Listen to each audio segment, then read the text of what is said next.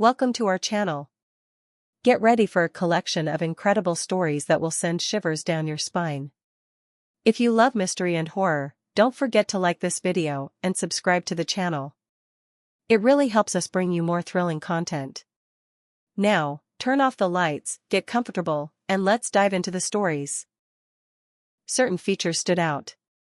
High cheekbones that could have lent his face a masculine sharpness, if not for the pale, almost yellowish hue of his skin. And then there were the eyes. The same lifeless, unreadable stare that Philip had already encountered in the girl's eyes earlier. Thick black brows loomed over bulging eyes, starkly contrasting against his sickly complexion. His eyes were brown. Or so it seemed. Though Philip felt that brown was an understatement. Rather, they were black. Not pitch black, not entirely devoid of color, but undoubtedly darker than any ordinary brown. It was as if two enormous pupils had settled motionless within his eyeballs, leaving no space for irises. Just as black, matching his brows and hair, was the unkempt, pointed goatee that accentuated his already protruding chin. His entire appearance, his sharply hooked nose with narrow nostrils, the high cheekbones, the deathly pallor, the gauntness of his face, and, most of all, his stare, carried something unmistakably wolfish. A person should not, Philip thought, leave such an unsettling impression. Even if the unease was intangible, elusive. And yet, despite every individual feature of his face being, in isolation, rather unremarkable, the overall image felt profoundly wrong. Later, Philip would never be able to reconstruct this face in his memory. He would only remember its parts. The full picture would remain just beyond his reach, an indistinct shadow hovering near the surface of his consciousness, but never materializing.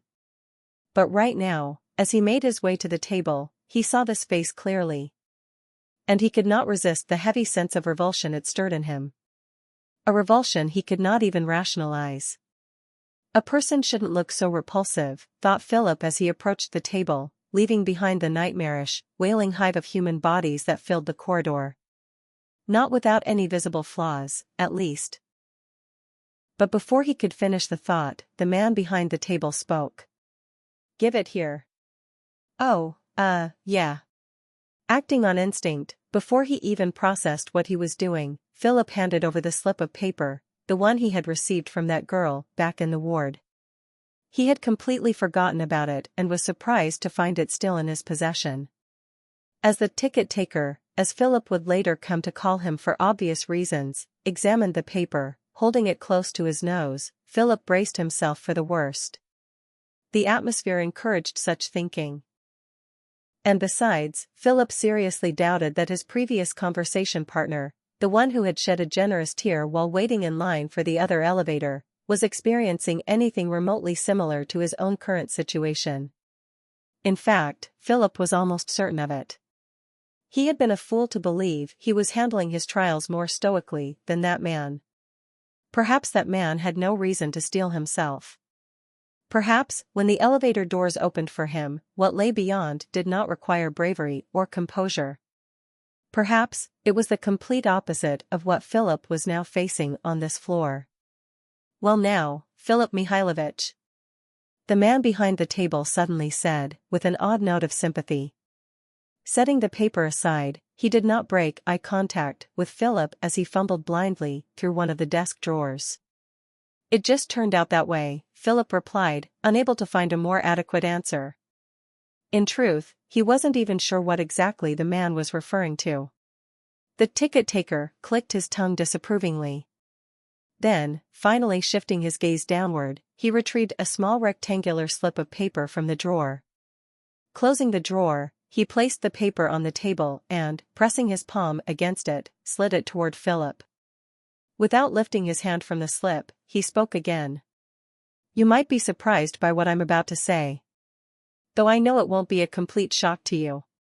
Despite being the first person to address him with anything resembling politeness since he had awakened, Philip instinctively sensed that this man stood far higher in the local hierarchy than those he had previously encountered.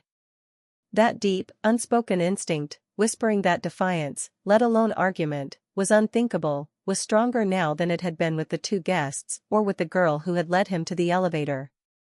It wasn't just the suffocating atmosphere, the air itself seeming to whisper, "Everything is already decided."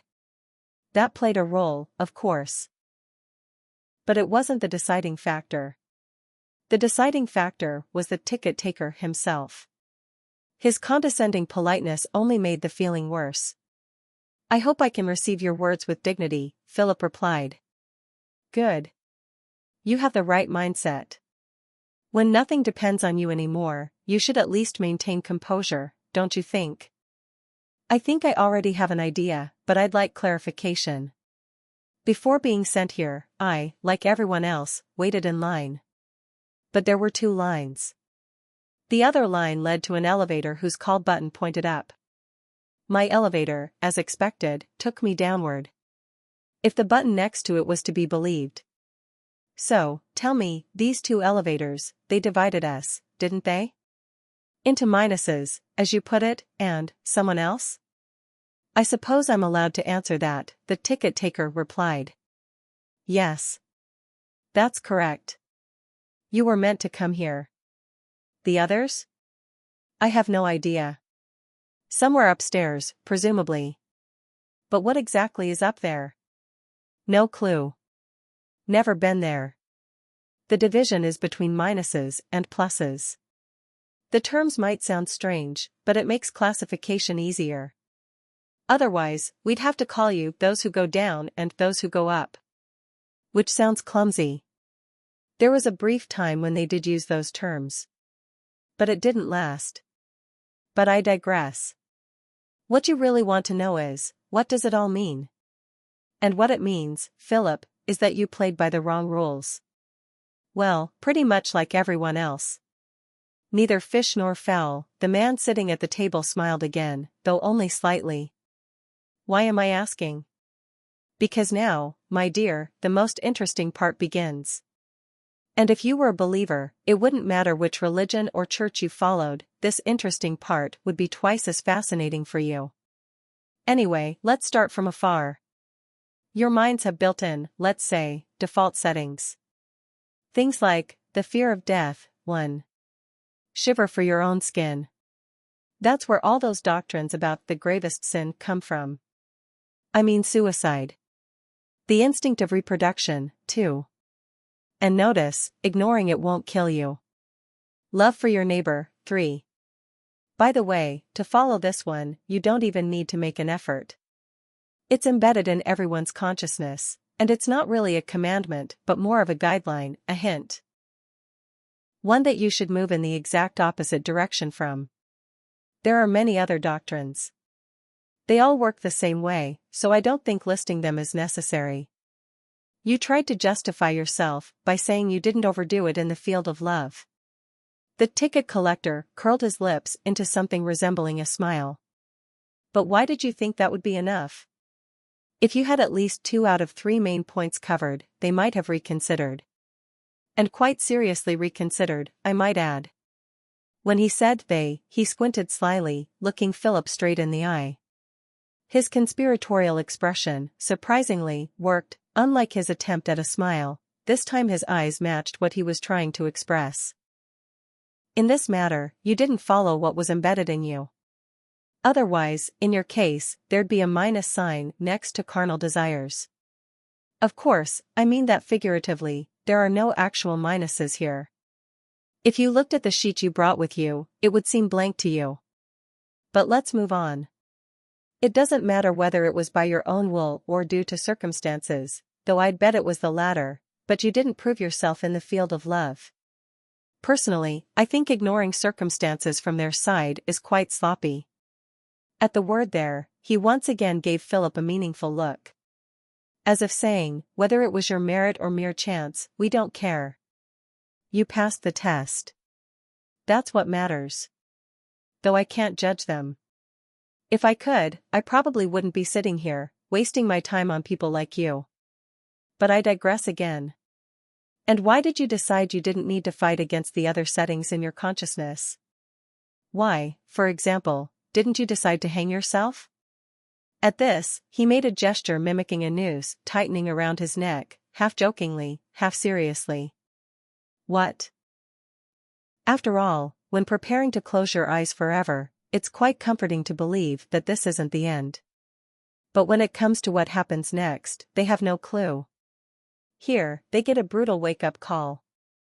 And in this situation, it's actually easier for a non-believer. Someone who won't see sacred commandments collapse before their very eyes, who won't realize what a trap they've walked into by blindly following the rules of Good Samaritans. Not causing pain, neither physical nor emotional, to those around them. Not walking the edge, drowning liter after liter of alcohol. Or not pumping poison into their veins, thus, involuntarily violating their primary instinct. Self-preservation. Remember? Again, I'll repeat, I don't approve of how indiscriminately these acts are counted. After all, an alcoholic or a drug addict doesn't make an effort to overcome the instinct of self-preservation. On the contrary, they give in to their weaknesses. And that's the whole point. To resist the settings embedded within you. To force the gears of the motor to spin backward, applying effort. But let's get back to you. So, what do we have? No bad habits, fine, let's pretend there weren't any, no suicidal thoughts, and, most importantly, you're so harmless, not nasty, just nothing. The last words he said with a mocking tone. You didn't just go along with the love your neighbor principle, trying not to hurt anyone, you, quote-unquote, Mr. Nice Guy, decided to help others. Emergency service, we'll save you, even in hell. How about that? Sounds like the title of some dumb comedy you've probably watched. Now imagine, I've even been to your world, but I've never been to the upper floors. Kind of frustrating, I must say. The ticket collector got sidetracked again. I guess it wouldn't make sense to ask why the drug addict who overdosed, the one I already talked to here, was in line for a different elevator? Philip asked emotionlessly. Smart. You catch on quick, the ticket collector nodded. But like I said, that probably wasn't the only factor in his case. All right. Let's get on with it. What do I need to do? Philip asked. First of all, take this. He handed Philip a rectangular slip of paper that had been sitting on the table since the beginning of their conversation. Consider it your pass. Like a ticket. And what, they won't let me in without it? Philip smirked. They will. The ticket collector playfully pointed a finger at him. But you wouldn't want to be, say, mistakenly sent somewhere you don't deserve to be, right? What do you mean? I mean no one's going to coddle you. And if you don't have your so-called ticket, to avoid giving you an easy life, they'll toss you somewhere worse. As you'd probably say, it's straight into the fire. Maybe you mean into the furnace? Philip corrected him without even knowing why. Maybe into the furnace. The ticket collector shrugged. I told you, fire won't be the worst of your worries there. Anyway, take the ticket and get going. Straight down the hallway. They'll escort you from there. Don't hold up the line. Bye-bye. Gesturing Philip where to go, the ticket collector's expression became vacant again, as if he had frozen in place, straightening up in his chair, returning to the state he had been in originally. Philip took his pass and walked in the indicated direction.